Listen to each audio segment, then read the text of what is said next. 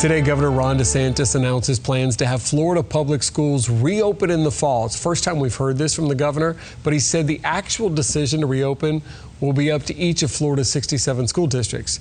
The reopening under the governor's plan would take place in 3 phases. This month, K through 12 campuses would be open for youth activities and summer camps. And then next month, campuses will be allowed to open for summer school. And then in August, schools would open at full capacity for the school year. The governor also says he wants to improve the reading skills of students who might have fallen further behind during the pandemic. He unveiled a $64 million plan that would include a month-long summer program for K through 5th grade students who've been identified as poor readers.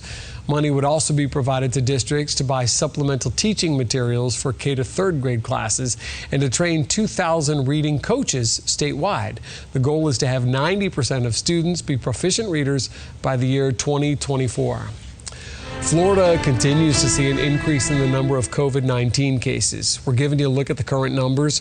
Nearly 1,700 new cases being reported today. That's bringing the total number of cases reported in the state to 69,000. That's 47 more deaths have now been reported in a day's time in Florida. In Southwest Florida, Lee County saw an increase of 78 cases and 2 more deaths in a day's time. Collier County up 102 cases. Charlotte with 10 additional cases. DeSoto County up 5 cases and 2 more people have died in DeSoto within a day's time. Hendry is up 10 cases and Glades County has 3 more cases than the day before. Lee health officials say they're seeing an increase in the number of COVID patients on a daily basis as well. 2 weeks ago, they say they were averaging 80 a day. Now it's more like 110 to 120 COVID patients a day. They say it wasn't expected in part because our community's been reopening more.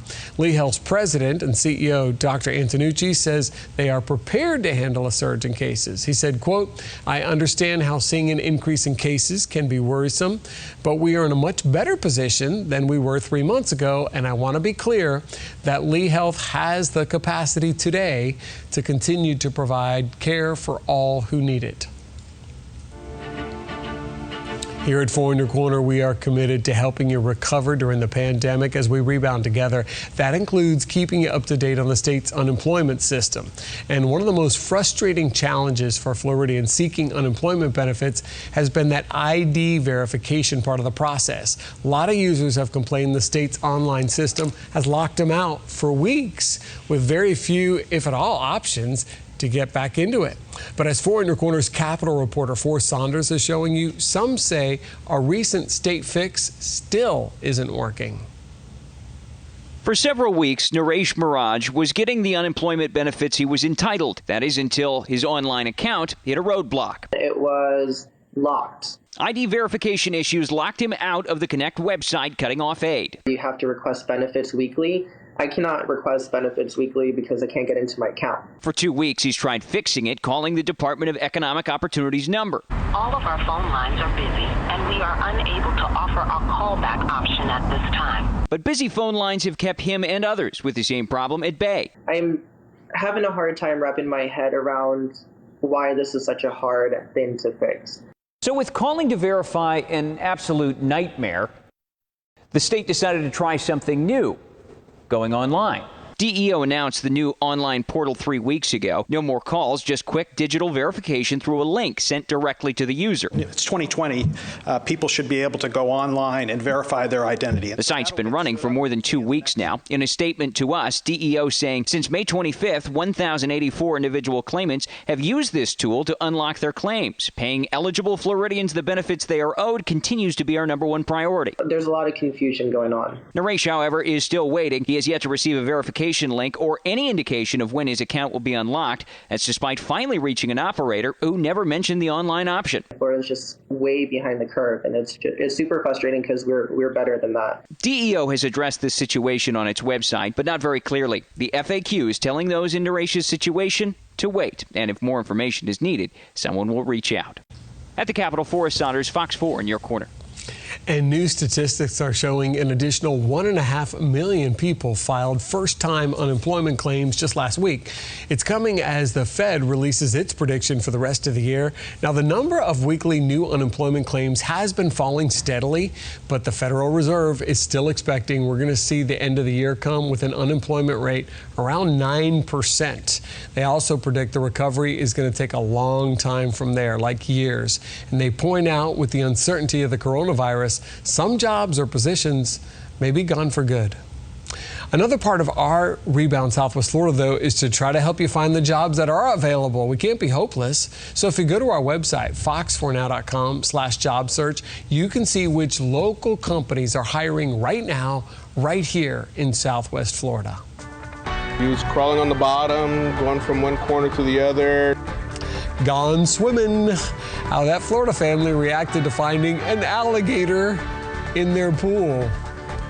One last dance. The plans to give local high school seniors a prom. You're watching 4 in Your Corner coverage on WFTX. And we want to give you a look at, I think, one of the most beautiful views in Southwest Florida, the Naples Pier. And it's now back open. This is courtesy of EarthCam. So now the concessions, the volleyball court, you're all good. However, fishing is still not allowed. The fish are very happy about that. And you do need a beach parking sticker if you want to park and not get a ticket or towed. We'll be right back. Device. Live from the station that's in your corner. You're watching Fox 4 News at 6. Usually when you have this kind of footage, the gator's just like sitting there in the pool, but this one's active. This family just a couple hours to the north of us found this gator in their pool. They came home to find it just enjoying a little leisurely swim, moving the tail around, so they recorded some video. Julie Salomon from our sister station in the Tampa Bay area has a closer look. I got home, and what do I find? The Rivera family finds an alligator doing laps in their backyard pool.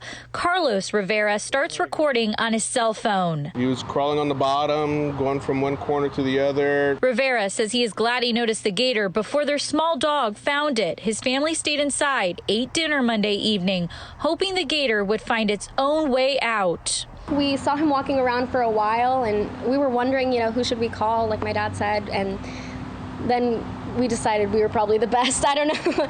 Carlos's daughter, Veronica, assumes the gator got into the lanai by crawling through a fence, then a doggy door. The gator eventually got out of the pool on its own and strolled through the yard. And when we came back outside, he wasn't here any longer. He was outside in the yard under the hammock.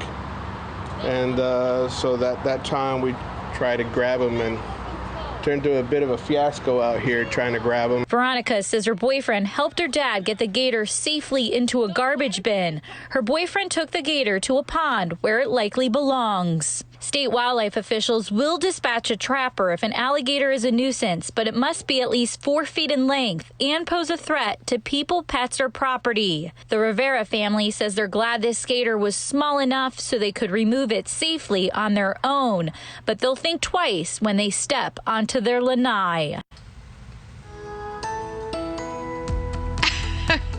Yeah, I would step very lightly, too. We found a worm in our pool this morning. It was just an earthworm, but that doesn't even come close to an alligator, though. But same thing. Okay, showers and storms again today. It's beginning to calm down. There's some good news for you. We've had a very active afternoon. Nothing severe, but a lot of rain again, a lot of lightning, rumbles of thunder. So now the rain is moving out of the Cape over Pine Island. We still have some pretty good rain here. Captiva Island, you still have some heavy rain falling there. It's all making its way to the south and west. And we have another little batch that's moving out of Glades County. Charlotte County picking up some more rain. Lehigh Acres has not seen a lot of rain yet today. They're still picking up some showers. And look at this little line. It is now congealed into one line of storms. This one is headed for Marco Island. Naples, you might get some rain out of that as well. But look at these rainfall totals today. North Fort Myers, 2.5 inches. South Gulf Cove, that's in Charlotte County. Sanibel picked up an inch. Cape Coral, 1.89 inches. It varies across Cape Coral, but that was the highest amount I saw. Inglewood, 1.84 inches. So again, very efficient rainmakers. That flow coming from the east brings the East Coast sea breeze to the West Coast. It lined up right along I-75, and then these storms moved out into the Gulf. We had some concerns today for the boaters because of these storms rapidly developing. Yeah, you can see how things are really flattening now and beginning to calm down. All the storms have now moved out to the Gulf, so there might be a nice lightning display once the sun sets this evening. Showers and storms will be gone in the next couple of hours, partly cloudy overnight, and tomorrow, less chance for storms. We actually have some drier air trying to move in from the north and east. Cold front is going to stall out across the panhandle, so that'll bring in a little bit drier air. And then Saturday, Sunday, well, that moisture comes back. Expect more showers and thunderstorms again. So most of this rain over the next 2 days will fall on Saturday. Tomorrow we get a little bit of a break. Still could see an isolated storm, but not real likely. Temperatures beginning to rebound again after the clouds and the rain have come through. Now we're back into the mid-80s again off to the east. Still in the 70s, though, along the coastal areas. Highs today, 91 degrees at Page. It was in the lower 90s, also Naples. Westerly winds, coastal, easterly winds, inland. Dew points, of course, they're very high. My goodness, these dew points. Dropping just a little bit with that drier air tomorrow, and then kind of in that humid to tolerable range going into the weekend. Tropics right now, nothing to be concerned about. There was a little cluster of showers down here east of the Windward Islands. This is going to dissipate, so nothing to really be watching right now for the Hurricane Center. 80 degrees in Naples. Look at this. The sun is shining. There's some storms coming your direction, though. You'll get some clouds and some showers out of that. Humidity is sky high there as well. So for the rest of tonight, thunderstorms dissipate. We'll go to partly cloudy skies, lows dropping about 72 degrees, light easterly winds tomorrow. Maybe an isolated storm. More than likely, we'll just have partly cloudy skies. 90 degrees your high, and your Ingman Marine forecast, light chop on those waters, seas 2 feet or less. Look at the water temperature. Wow. 88 degrees, and that's why we've had so much action going on out in the waters out there in the tropics, because of these water temperatures and some other factors as well. Here's your extended forecast. Maybe tomorrow we get a break from the rain, but oh yes, it comes back Saturday all the way into next week. Afternoon and evening, showers and storms. Thank you, Cindy. Get your gowns and tuxedos ready. Cape Coral High School seniors will have a prom after all, and this is for all the high schools in Cape Coral. Today, the mayor, Joe Coviello, and the Cape Coral Rotary Foundation announced there's going to be one last dance for the seniors of 2020. They'll have 6 separate prom celebrations, all happening between July 26th and the 31st at the Cape Coral West End. North Fort Myers High School seniors will also have their own dance, and students will actually have their temperatures taken before they actually go into the prom. You see how they socially distance there for the press conference. They have to wear a mask, at least they'll be given out, and there will be hand sanitizer as well. They're also going to keep the tables to groups of 10 or fewer. The Hills Are Alive Broadway prom reopening later this month with the sound of music. I didn't make the cut. As you might imagine, I won't be on the stage. The family classic is playing through August 8th. Broadway Palm making some adjustments to make sure the cast members, although how do you solve a problem like Maria? What are they going to do about that cast member? Employees and customers are all staying safe with these new procedures. The theater operating at just 50% capacity, and you'll have your temperature checked before you go in. Everyone is encouraged to practice social distancing as you enjoy the shows and the fellowship. The seats have also been arranged to space out those tables. All the tables are going to be private, and the meals are now going to be plated, so no more buffet. The theater opens again on June 24th. They would appreciate your support as they rebound. Kids across Southwest Florida are getting a kick out of this summer camp option. Fair Play Indoor Soccer in Cape Coral says it's already got a waiting list for its camps. Each week, they've got a new theme and other activities going on, like soccer, of course, is one, and then some crafts. Look, they have no trouble with big balls either. The camp also helps kids release any cooped up energy they've got from the pandemic. I mean, honestly, they are loving everything. We were a little bit nervous about being an age gap, but from the big kids to the little kids, they love the relays. Shipwreck, that game that we played earlier, that's one of their favorites. If you're watching our morning news, you saw the kids playing Shipwreck this morning. The owner says they follow the current day camp safety guidelines, so every kid has his or her temperature checked right at the door before they come into camp. We've got more details if you'd like to find them on fox4now.com. She works with me, 6 in the morning till 6 at night. A dog with a job and long hours. How man's best friend is helping this veteran get back to business. You're watching 4 in Your Corner coverage on WFTX. Man's best friend is also his best employee in this case. This pup serves as an assistant store clerk at Chuck's all-season sports shop in Wisconsin. The 10-year-old black lab's name is 2, and she delivers bait to customers and helps with the exchange of money and is not afraid to, kiss it up. Except for credit cards. She can't do that yet. Doesn't go very well because it resembles a bone. She works with me, 6 in the morning till 6 at night. Yeah, and she knows hand signals, whistle signals. Very smart dog. Well, she's got a very smart trainer. I like him giving himself credit. The store owner, Chuck, is a Vietnam veteran. The store was forced to close down during the pandemic, but recently reopened. That's why they want these postponed until after the November election. We're getting commentary. Some new reports say the Trump administration is preparing to push for offshore oil drilling off the coast of Florida again. Why an analyst says it's a calculated move, though, to not try to actually do it until after the election. This presidential election season could look very different than years past because of COVID-19 restrictions. What the two main candidates are doing to try to get your attention and keep it. You're watching 4 in Your Corner coverage on WFTX. Live from the station that's in your corner, you're watching Fox 4 News at 6. This year marks 10 years since that disastrous Gulf oil spill, the BP oil spill that hurt our tourism industry just through perception. We never had oil on our beaches. Thanks for staying with us. I'm Patrick Nolan. Tonight, multiple sources are saying the Trump administration is preparing to push for oil drilling off Florida's coast, which has long been banned. But as our Rachel LOYD explains, there may be a plan to hold off and keep it a secret until after the November election. Rachel? A political expert says waiting to reveal offshore drilling plans is a chess move by the president's staff. But an environmentalist says it's the wrong move to make, whether they reveal the plans now or later.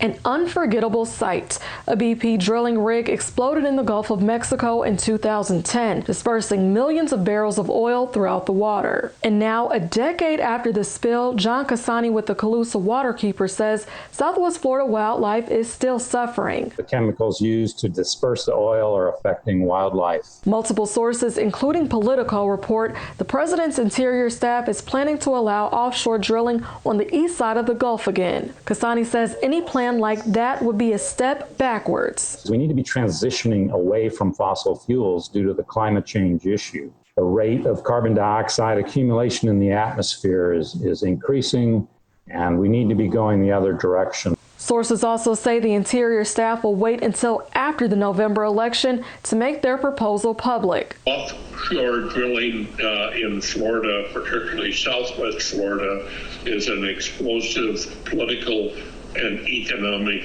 issues. Political science professor Dr. Peter Bergerson says a choice to wait is a strategic way to keep environmentalists quiet, those who oppose drilling on both ends of the political spectrum. One of the groups that has an impact on the outcome of elections is environmental groups. And that's why they want these postponed until after the November election. Both Bergerson and Cassani say offshore drilling could have a negative effect on tourism in the event of another natural disaster like red tide and harmful algal blooms we saw a few years ago. Rachel LOYD, Fox 4 in your corner. Happening tonight, the head of Florida's largest police department says his agency will no longer use the chokehold. In a statement, the Miami-Dade police director said that the decision was made for the safety of officers and the public, and it was based on feedback from the community and policing professionals themselves. 7 more people are facing charges for vandalizing statues of Christopher Columbus and Ponce de Leon in Miami. The arrest happened after a confrontation between protesters and officers. Demonstrators spray-painted statues of Columbus and Leon in Bayfront Park with letters George Floyd and BLM for Black Lives Matter. Police say officers were assaulted and an officer's car was damaged when they arrived at the scene. Pensacola City Council will decide whether to remove the city's Confederate monument. City leaders will also decide if Lee Square should be renamed Florida Square, which was its original name. It's coming after a petition was started to remove the Confederate monument. Next month, council members will vote on the Confederate monument and renaming Lee Square. Here in Southwest Florida, there's also been a push to permanently remove the bust of Confederate General Robert E. Lee from downtown Fort Myers. Yesterday, some people gathered at the base of the monument, urging city leaders to permanently remove it from a public space and perhaps put it in a museum instead. The Sons of Confederate Veterans had asked for that bust to be temporarily removed last week, and it was. They were afraid that it might be damaged. The Lee County chapter of the NAACP says that the statute glorifies a time and a person that abused people in the worst way. There is a petition going around asking Florida officials to change the name of Lee County to Colusa County for the Colusa Indians, who are the indigenous people in the area. The creators of the petition say that Lee County is named after Robert E. Lee, and it's time to end racism by removing racist figures, statues, and idols all across the South. The petition now has more than 1,600 signatures and is still going tonight. Fans are calling for Disney to reopen one of its iconic theme park rides. This is according to another online petition going on. The petition, which was posted on change.org, wants Splash Mountain to remove all of its references to Song of the South. The petition says the 1946 movie is steeped in extremely problematic and stereotypical racist tropes. The petition suggests Disney should change the theme to Princess and the Frog. Tiana, the main character in the film, is recognized for being Disney's first African-American princess. Tomorrow marks 4 years since the Pulse nightclub massacre happened in Orlando. Governor DeSantis is ordering all flags to fly at half-staff throughout Florida from sunrise to sunset. Back in 2016, a gunman walked into that gay nightclub and killed 49 people and injured more than 50 others. Most of the victims were Hispanic. It's considered one of the deadliest mass shootings in all of American history.